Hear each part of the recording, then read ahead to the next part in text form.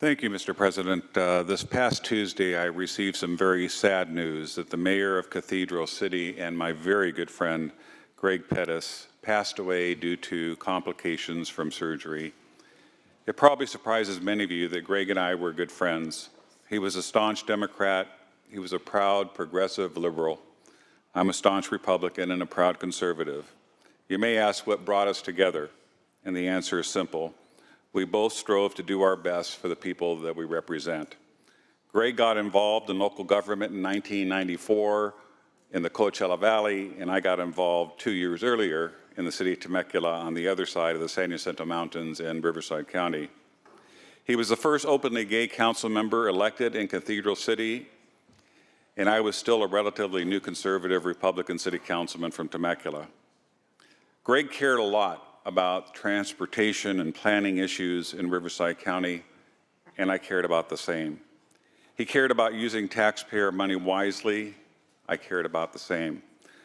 From the day one of our friendship, we knew that we never agree on a lot of issues that normally divide Republicans and Democrats.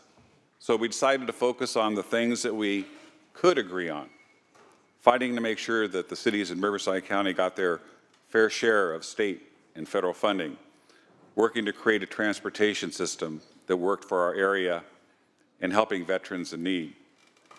When Greg was in line to assume the presidency of the Southern California Association of Governments, normally called SCAG, the world's largest metropolitan planning organization, there were some people from other counties that tried to circumvent his ascension to becoming president.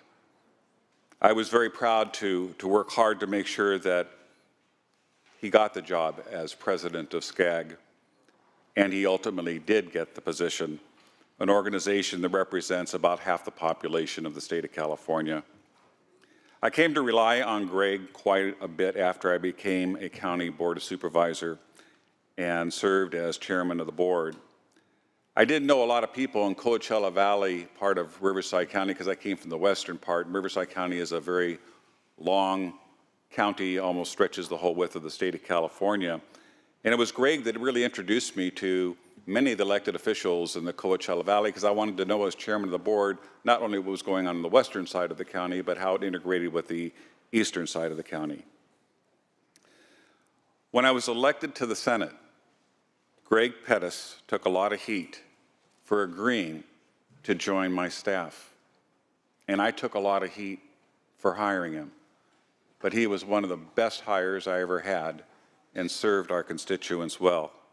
A liberal Democrat working for a conservative Republican, what was the world coming to? But remember, we both viewed elected office as a way to help people. People who call our offices don't care about our political party. They just want help. And Greg and I shared that philosophy. Also, when I ran, I promised my staff that my constituents that my staff would reflect my constituency. I have a large gay constituency in the Coachella Valley, and I want to make sure that they knew that they had a voice in my office. Greg Pettis was the perfect fit for my Coachella Valley part of my Senate district. And let me tell you that Greg gave it all. And he was passionate and an articulate voices for the causes that he cared about. I was proud to work with him.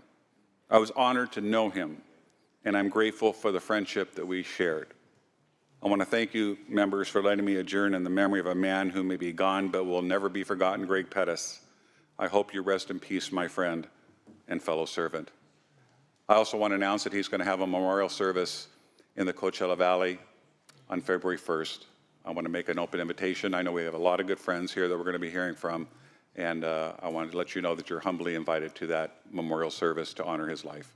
Thank you, Mr. President.